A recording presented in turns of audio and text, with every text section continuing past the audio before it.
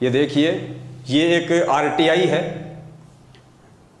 जो 27 मई 2022 यानी पिछले महीने की 27 तारीख को ये आरटीआई मध्य प्रदेश के भक्तों ने लगाई हिसार जेल में, ये जानने के लिए कि हिसार जेल के नाम से सतलोक आश्रम मैनेजमेंट हरियाणा जो पीले पर्चे भेजता है, फर्जी लेटर बना के भेजता है, नकली ऑडियो भेजता है, पुस्तकें छाप छाप के भेजता है कि गुरुजी ने जेल से लिख के भेजी हैं, ये सब सही हैं या गलत हैं, इनमें कितनी सच्चाई है, इस बात को जनमानस के सामने लाने के लिए कोई लॉर्ड बुद्धा फाउंडेशन नाम करके कोई एक संस्था है। हालांकि वो लोग ज्ञान आधार से नहीं चल रहे हैं, गुरुजी को परमात्मा नहीं मानते हैं, मान बढ़ाई वश उन्होंने, पहले वो दास के साथ में थे, उसके बाद में मान बढ़ाई वश वो लोग दूर हो गए। उन्होंने सोचा कि हम भी संगत को ऐसे जोड़ लेंगे जैसे पवन दास ने जोड़ लिया। पवन दास ने संगत को नहीं जोड़ा, परमात्मा ने जोड़ा है। तो पवन दास बनने की चाहत में इन्होंने मेरे से अलग होके एक नया पाखंड शुरू किया कि हम गुरुजी की जमानत करवाएंगे। जमानतनामा फॉर्म भरवाए मूर्खों से, 500 रुपए ले लिए कई मूर्खों से, और वही हालत है आज, वही के वही है वो। तो उन्होंने एक आरटीआई लगाई अभी पिछले महीने, तो उस आरटीआई में क्या जवाब आया है? राज्य जन सूचना अधिकारी कम जेल अधीक्षक केंद्रीय हिसार जेल नंबर 2 सेवा में श्री BL सूर्यवंशी, अध्यक्ष lord Buddha foundation, 197/1 Surajpol Ranjit palace, Surajpol, Ratlam, Madhya Pradesh. ये क्रमांक नंबर हैं आरटीआई के, ITR है या RTI क्या, मुझे तो पता भी नहीं इनका। ये क्रमांक नंबर है 3165, दिनांक 27/5/2022। विषय सूचना के अधिकार अधिनियम 2005 की धारा 6/1 के तहत आवेदन एवं धारा 7/1 के तहत जानकारी दस्तावेज प्रदान करने बाबत।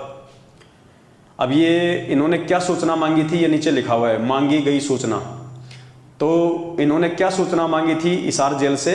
संत रामपाल दास जी केंद्रीय जेल नंबर 2 हिसार में वर्ष 2015 से बंद है के द्वारा वर्ष 2015 से अप्रैल 2022 तक की अवधि में संत रामपाल दास जी द्वारा जेल में रहते हुए जेल से बाहर पुस्तकें, पैम्पलेट, संदेश, ऑडियो, वीडियो जारी हुए हैं की प्रमाणित प्रतियां। तो इन्होंने ये आरटीआई लगाई कि 2015 से लेके आज 2022 तक संत रामपाल जी जो कि जेल में बंद हैं, उनके द्वारा बाहर यदि कोई ऑडियो, वीडियो, संदेश, पुस्तक, लेटर कुछ भी आया हो तो उसकी जानकारी दीजिए। तो जेल की तरफ से सूचना दी गई है, प्रदान की गई सूचना, कोई पुस्तकें, पैम्पलेट, संदेश, ऑडियो व वीडियो इत्यादि इस कार्यालय द्वारा प्रेषित नहीं किया गया है, इसलिए सूचना शून्य है।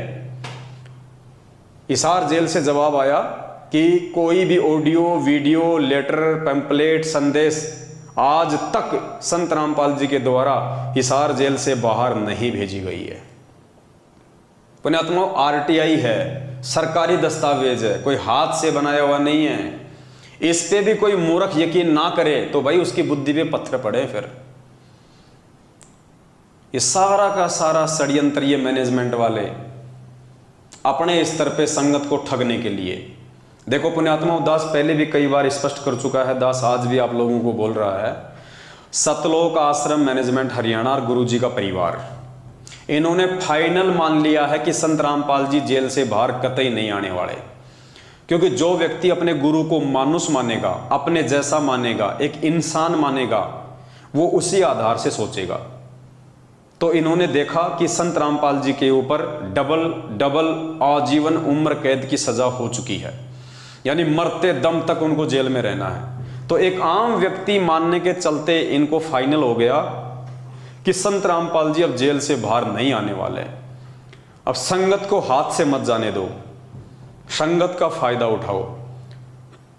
तो इन्होंने गुरुजी के आदेशों की आड़ में ये पैम्पलेट, पुस्तक, संदेश, ऑडियो, ये एक इन्होंने ड्रामा रचा कि संगत मूर्ख है, संगत भोली है, हम गुरुजी के परिवार वाले हैं, हम कोऑर्डिनेटर हैं, हम स्टेट कोऑर्डिनेटर हैं। संगत मूर्ख है, हमारे ऊपर ही विश्वास करेगी कि ये तो गुरुजी का भाई है, ये तो गुरुजी की बेटी है, ये तो गुरुजी का जवाई है, ये तो स्टेट कोऑर्डिनेटर है, आश्रम में गुरुजी के साथ में सेवा करता था, हमने इसको बहुत देखा आश्रम में।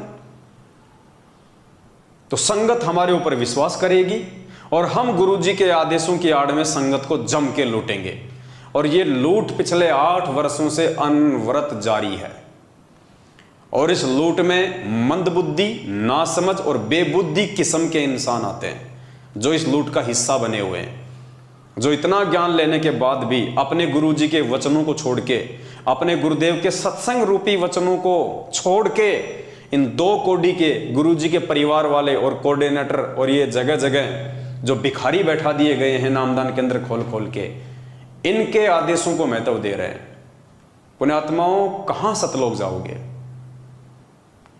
ये रिहर्सल हो रही है, परमात्मा हमसे अभ्यास करवा रहा है कि जब तुम यही ठगे जा रहे हो तो ऊपर तुम कैसे साहूकार बनोगे? जब तुम यही नहीं समझ पा रहे कि मेरे गुरुदेव ने 27 साल से मुझे क्या पाठ पढ़ाया, बेटा राजनीति नहीं करनी, राजनीति बहुत गंदा खेल है, भगत को राजनीति से दूर रहना चाहिए, जगतकार भगत का 36 का आंकड़ा है, ना गलत काम करना, ना गलत काम में सहयोग देना। और तुम्हारे को एक पीला पर्चा निकाल के और राजनीति करवा के कि बीजेपी को ही वोट देना है। और एक पर्चे में तो इन महापुरुषों ने यहां तक लिख दिया कि जिन जिन भक्तों ने बीजेपी को वोट नहीं दिया उनका तो जिंदगी में कभी नाम ही शुद्ध नहीं होगा। गुरुजी का आदेश बता दिया। कमाल हो गया भाई,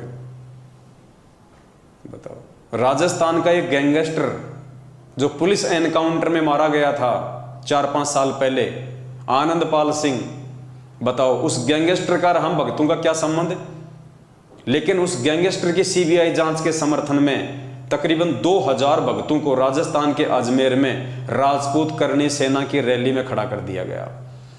और एक 2.5 फुट का आदमी एलडी जोधपुर वाला लक्ष्मण दास, वो भी राजपूत, उस राजपूतों की सभा में मैनेजमेंट ने उस 2.5 फुट के आदमी को खड़ा कर दिया। 5 लाख रुपए का चेक भगत समाज के दान का उन राजपूतों को दिया। अब वो राजपूत क्या करेंगे भाई? धर्म भंडारे में लगाएंगे या शराब पिएंगे, राजनीति में लगाएंगे, उल्टे कामों में लगाएंगे। इसलिए आज ये संगत अकाल मौतों का कहर झेल रही है। इसलिए संत रामपाल जी, भगवान की संगत में जितनी लाशें उठ रही हैं, इतनी तो नकली संतों की संगत में भी नहीं उठ रही। अकाल मौत, जबकि ये भगवान तो गारंटी देता है कि मेरे से नाम उपदेश लेने के बाद यदि आप मर्यादा में रहोगे, काल आपको छू भी नहीं सकता, काल आपको हाथ भी नहीं लगा सकता। ये परमात्मा का वचन है। फिर क्यों अकाल मौत हो रही है? क्यों आए दिन सारनामी लोग, सतनामी लोग गाड़ियों के नीचे एक्सीडेंट होके मर रहे हैं, अकाल मौत मर रहे हैं, बीमारियों से मर रहे हैं? क्यों? क्योंकि इस सतलोक आश्रम मैनेजमेंट हरियाणा ने तुम्हारी मर्यादा तोड़वा रखी है। तुम्हें ना घर का छोड़ा, ना घाट का छोड़ा, तुम्हें धोबी का कुत्ता बना के छोड़ दिया इन लोगों ने। तो पुण्यात्माओं, समझ जाओ, हमारा तो केवल एक प्रयास है आप लोगों से विनती करने का